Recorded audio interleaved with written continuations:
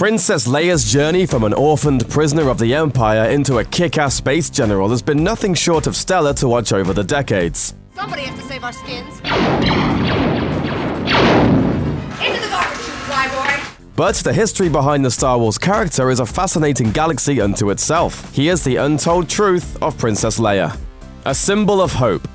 Star Wars creator George Lucas developed many of the franchise characters' names based on their phonetic pleasantry, how good they feel to say and to hear, and a determination to steer clear from some of the more common sci-fi naming conventions. But for Leia Organa, he took things a step further. Her name is a play on Princess Deja Thoris from Edgar Rice Burroughs' John Carter of Mars stories, combined with Lady Galadriel from J.R.R. Tolkien's Lord of the Rings. Deja, Galadriel, Leia. Sounds about right. Meanwhile, Organa comes from a more obvious source, as it's meant to sound like the word organic, as a nod to the fact that Leia and her rebels represent a more natural, life-loving side of things than the Death Star-wielding Empire. The hairstyle.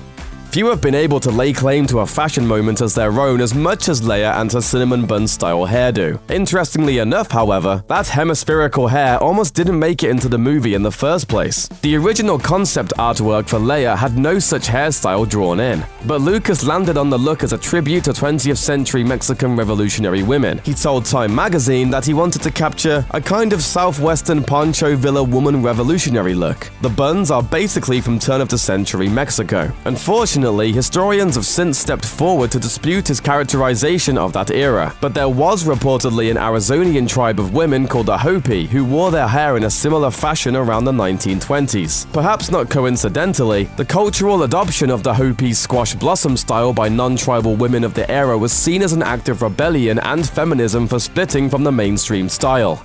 I don't know who you are or where you came from, but from now on, you do as I tell you. Decades later, Fisher's own daughter, Billie Lourd, wore earmuffs on Scream Queens as a subtle tribute to her mom's iconic look. The twins. Some Star Wars fans still have trouble watching the scene in Empire Strikes Back when Leia plants a smooch on her secret brother Luke Skywalker. Even though the two didn't know they were related until Return of the Jedi, it still doesn't sit very well knowing what we know from later in the series, and Mark Hamill himself has said it had a lasting impact on the character. This has, naturally, drummed up some questions about whether the two were originally intended to be brother and sister in the first place. Rumor has it that in the original draft for Empire Strikes Back, Luke's sister was actually named Nelith. Ladies first. When Star Wars first debuted in 1977, Princess Leia was among the first film toys that kids got to place on their shelves. Princess Leia, champion of the rebel cause. The company that made the original action figures for the series released a set of 4 figures: Luke, R2-D2, Chewbacca, and Princess Leia, who wielded her own blaster too. That meant that Leia figures predated both Han Solo and Darth Vader in collectability, and that she was recognized as more than just some damsel in distress from the get-go. Costuming gripes. Carrie Fisher was undoubtedly the lifeblood that made Leia so special on screen. It was me.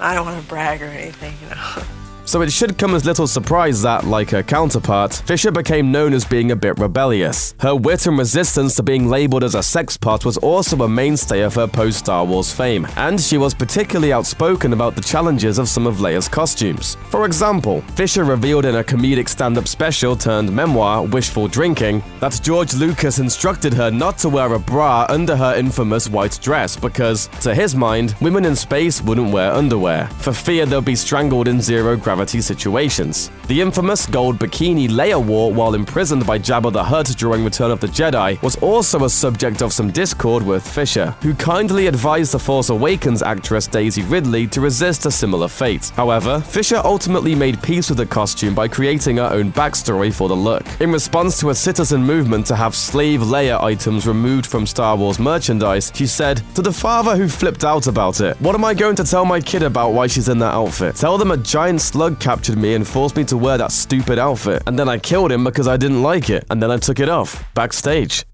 Leia in real life. In Fisher's final memoir, The Princess Diarist, she revealed the intense love affair she and Han Solo actor Harrison Ford engaged in during filming, and how it bled into the movie itself. She explained in 2016 that the pair had a wild night out with the cast of Monty Python and the Rolling Stones that included a spirit concoction called the Tunisian Death Drink, and kept them up all night until their call time the next day for the Cloud City scene. Their smiles were there for a reason. Bonus spirit. Shortly after Fisher's unexpected passing in late 2016, a deleted scene from The Force Awakens went viral due to its epic display of the character's grit and wit in the matter of just a few sentences. Not all the senators think I'm insane. Or maybe they do. I don't care. For many, the moment was a perfect example of Leia's growth and tenacity throughout the series, bookending her unending willingness to fight for the Republic. She's one with the Force? There's another question that's long irked audiences of the Star Wars series. Why didn't Leia, who was not only Force-sensitive but strong, ever become a Jedi herself? According to The Force Awakens director J.J. Abrams, though, it was a mere matter of the character's own choice. He explained that it was a topic of conversation between himself, Lucas, and Fisher during the development of Episode 7, and that they all decided that while there was no age limit at which a person could be trained as a Jedi Knight, it was simply a choice Leia made. That her decision to run the rebellion and ultimately this resistance, and consider herself a general as opposed to a Jedi, was simply a choice that she took. She's still Force strong, and it's something that I think is an intrinsic piece of her character. Making it her call all along certainly seems fitting for the princess, nay, general. May the Force be with you. Thanks for watching. Click the looper icon to subscribe to our YouTube channel. Plus, check out all this cool stuff we know you'll love too.